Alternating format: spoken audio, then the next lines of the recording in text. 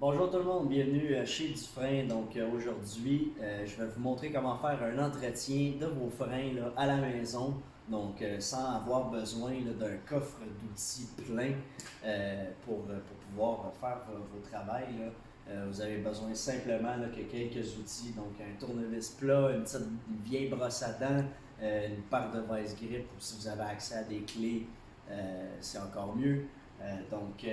Pour commencer, donc la première étape, c'est d'enlever la roue. Donc l'étape est déjà faite. Et puis ensuite de ça, on vient prendre soit notre clé, pour moi c'est la grosseur 12, et puis on peut aussi aller avec une vice grip. Donc on doit enlever la botte du bas. Sur certains véhicules, on doit enlever les deux. Donc il y en a une en bas et une en haut sur chaque pin. Et puis c'est ce qui retient l'étrier en place sur le porte-plaquette. Donc on prend le tournevis et puis on vient ouvrir l'étrier, là, on vient là, retirer comme ça ici. Nous sommes équipés de crochets pour le retenir sur la jambe de suspension, donc pour pas qu'il y ait de pression sur la ligne. Mais si vous n'avez pas de crochet, vous pouvez simplement utiliser un vieux support, un cintre, ou utiliser là, de la broche de quelque sorte. Et puis, on a simplement besoin là, de venir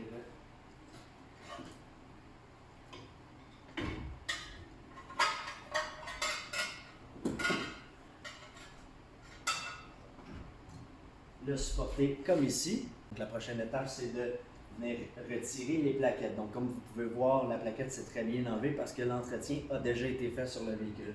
Du moment où vous avez de la difficulté à sortir vos plaquettes du porte-étrier, vous pouvez utiliser encore le même tournevis plat et puis vous équiper d'un marteau, peu importe la grosseur, et puis vous devez là, utiliser le marteau et frapper sur l'extrémité et non sur le matériel parce que vous avez des chances là, de décoller le matériel de votre plaquette. Donc pour éviter d'être obligé de remplacer la plaquette, on vient utiliser le dos de la plaquette comme appui et puis on vient donner un petit coup et des fois des coups là, pour venir le sortir.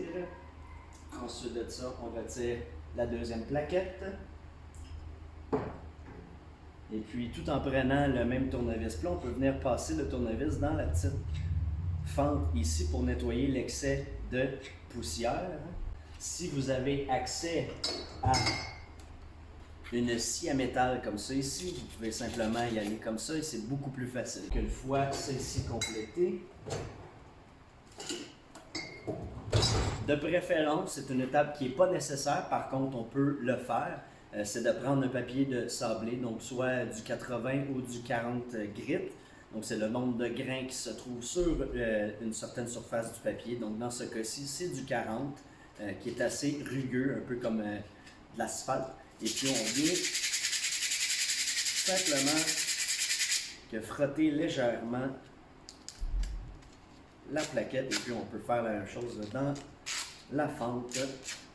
Ensuite de ça, on peut utiliser une vieille brosse à dents et puis on enlève l'excédent de poussière, l'accumulation, on vient nettoyer la plaquette pour que la nouvelle graisse puisse adhérer en place comme il faut. Donc, on garde la même brosse et puis on vient nettoyer au niveau des porte-plaquettes. Donc, un coup que la cacaillerie de la plaquette est nettoyée, on peut ensuite prendre notre plaquette et puis notre pinceau avec de la graisse. Donc, si vous n'avez pas de graisse, je vous conseille fortement de vous en procurer. On recommande la Clean Flow Easy Slide pour les pins. Et puis, on recommande la graisse CRC qui peut être procurée soit chez Pièces Le Bon Choix ou Benson. Et puis, à partir de ce moment-là, ça c'est pour les plaquettes et le dos des plaquettes. Et puis, l'anti-seize, c'est pour mettre avant le disque et sur la surface là, où ce que la roue rentre en contact avec le disque pour éviter que celle-ci reste collée. Donc, comme vous pouvez voir ici, là, on n'a pas besoin d'en mettre énormément de graisse. C'est simplement pour recouvrir les points de contact, ce qui veut dire les deux extrémités de la plaquette. Ensuite de ça, on prend la plaquette et puis celle-ci, on peut voir là, sur le dos de la plaquette, là, il y a un cercle. Donc ce cercle-là, c'est une empreinte du piston de l'étrier. Donc pour savoir quelle plaquette doit retourner où, celle-ci doit aller à l'intérieur et puis l'autre va aller à l'extérieur. La plaquette est remise en place. Même chose ensuite, là. On prend un petit peu de graisse et puis on vient l'appliquer sur l'extrémité de la plaquette comme ceci. On vient la remettre en place et puis on veut s'assurer là, que la plaquette bouge aisément dans le porte-étrier. Donc s'il y a une restriction, c'est pas bon. Si on doit la rentrer au marteau non plus, on ne veut pas ça dans aucun cas. Donc ça c'est fait. La prochaine étape, c'est de mettre la même graisse sur le dos de la plaquette. Donc ce qui va éviter ce qu'on appelle des petits bruits là, à basse fréquence, donc des vibrations à basse fréquence. Lorsqu'on arrive à une lumière ou à un panneau d'arrêt, on appuie sur les freins et puis à quelques kilomètres, là, km/h, donc 5 km/h environ, avant le stop, là, on est en train de ralentir, on va entendre un petit bruit. Donc ce petit bruit-là vient dans le fond du métal du piston qui va frotter sur le dos de la plaquette.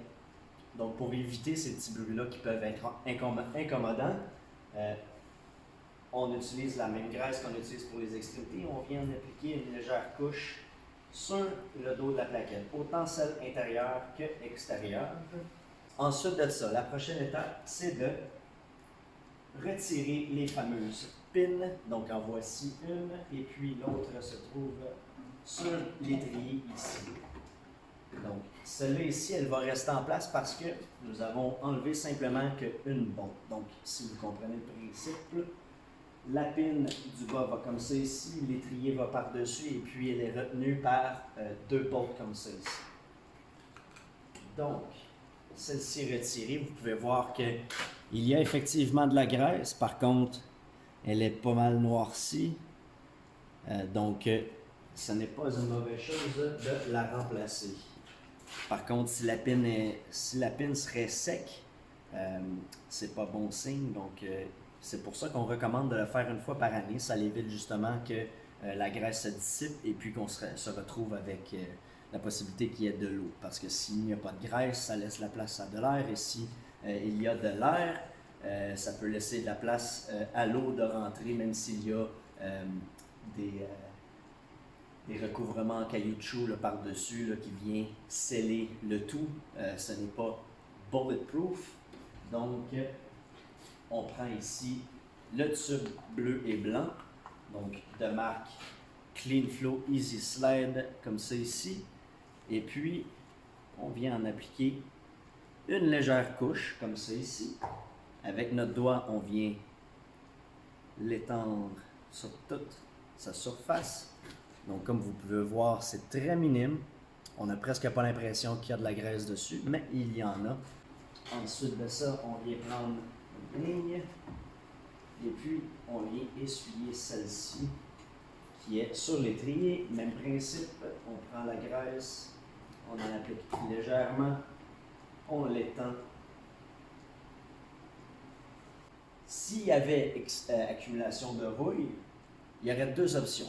Soit que j'y retourne avec le papier sablé et puis je passe légèrement sur l'extrémité du disque pour essayer d'enlever l'accumulation de rouille et puis sur l'intérieur du disque, ici et ici. Donc ces deux endroits-là, tout le tour, on pourrait passer et puis ça enlèverait l'accumulation de brouille. Si l'accumulation de brouille vous fait une petite bordure sur votre disque, à ce moment-ci, on a l'option de prendre un marteau et puis de venir cogner l'extrémité du disque pour déloger cette rouille-là. Lorsqu'elle est assez mûre, elle peut décoller par elle-même avec un petit incitatif et puis ça va donner un peu plus de vie à votre disque et empêcher de l'usure prématurée sur les plaquettes.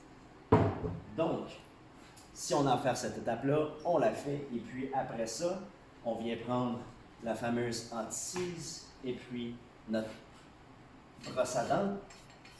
On vient nettoyer la surface ici rapidement pour enlever la poussière et l'accumulation. Et puis ensuite de ça, on prend notre pinceau et on vient appliquer une mince couche de ce qu'on appelle de l'anticise.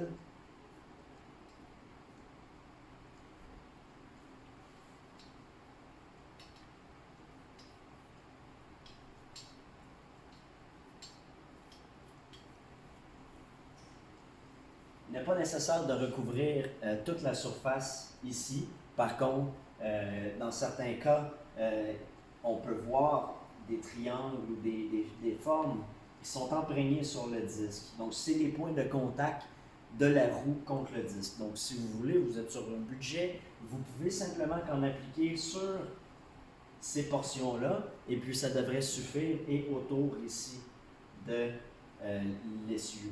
Donc, personnellement, je trouve que ça fait plus propre et c'est plus plaisant à l'œil de faire toute la surface, et puis on s'assure qu'il y en a vraiment partout où il y en a besoin. Et puis le reste, il n'y a pas danger que ça coule, parce qu'on n'en met pas à profusion, donc il n'y a pas de danger à ce niveau-là. Ensuite de ça, on vient reprendre notre étrier. On enlève notre fameuse broche, cintre ou autre que vous utilisez pour le tenir en place. Si vous avez un cobaye et il veut le tenir tout le long que vous faites la procédure, c'est une option aussi. Donc, un coup toutes les étapes faites, toute la graisse est appliquée, on vient remettre l'étrier en place. On prend notre fameuse botte qui va dans le bas.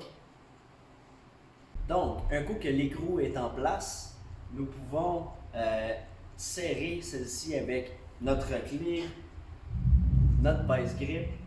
Par contre, la procédure qui est recommandée par le manufacturier, c'est d'utiliser ce qu'on appelle une clé dynamométrique, donc un fameux torque wrench en anglais.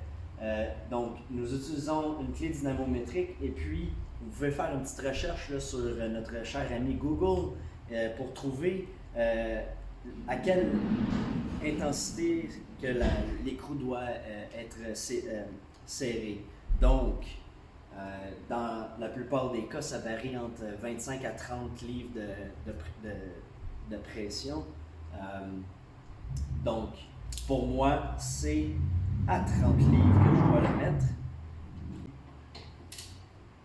On vient le serrer jusqu'à temps qu'on entend le petit clic. Donc, ça veut dire que notre écrou n'ira pas nulle part jusqu'à la prochaine fois qu'on le défait. Ensuite de ça, tout ce qu'il nous reste à faire, c'est remettre la roue en place et puis serrer le tout. Donc, c'est ce qui conclut l'entretien. Bien évidemment, on doit procéder à faire sur les deux côtés du véhicule. Donc, les mêmes étapes des deux côtés, et puis on peut faire à l'avant comme à l'arrière. Et puis, c'est ce qui permet à vos freins c'est ce qui permet de prolonger la vie de vos freins. Merci à tous de votre écoute, et puis passez une excellente journée.